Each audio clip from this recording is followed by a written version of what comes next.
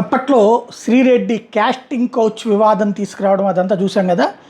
ఆ తర్వాత కాలంలో వివిధ సినీ ఇండస్ట్రీస్లో పెద్ద చర్చలు వచ్చినాయి. ఇందులో మలయాళ సినీ పరిశ్రమ సంబంధించి అక్కడ ప్రభుత్వం ఏర్పాటు చేసిన కమిటీ నివేదిక తాజాగా చాలా సంచలనాత్మకమైన అంశాలు బయటపెట్టింది.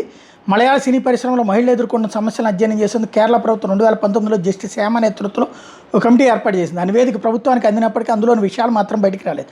తాజాగా సమాచార హక్కు చట్టం కింద బయటకు వచ్చిన నివేదికలో దిగ్భ్రాంతికర విషయాలు వెలుగు చూసినాయి.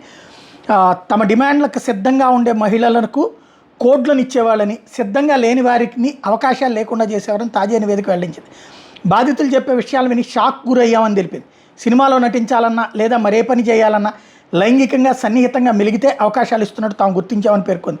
క్రిమినల్ గ్యాంగ్ చేతిలో మలయాళ చిత్రశ్రేణి ఉందని కమిటీ నివేదిక ఆరోపించింది. ఇండస్ట్రీలో చోటు చేసుకునే నేరాల మీద పోలీసులు ఎఫ్ఐఆర్లు నమోదు చేయాలని సూచించింది. 2017లో మలయాళ నటి కిడ్నాప్ కేసు సంచలనం రేపింది. కారులో ఆమె లైంగిక వేధింపులకు పాల్పడినట్టు నటుడు దిలీప్ మీద ఆరోపణలు వచ్చినాయి. ఈ కేసులో అతడు అరెస్ట్ అయ్యాడు. అదే సమయంలో మాలీవుడ్లో మహిళలు ఎదుర్కొంటున్న సమస్యల మీద రాష్ట్ర ప్రభుత్వం ఏర్పాటు చేసిన కమిటీ అధ్యయనం చేసింది. అదే తర్వాతనే అనుకుంటా ఈ శ్రీరెడ్డి ఉదంతం కూడా ఇక్కడ చోటు చేసుకుంది.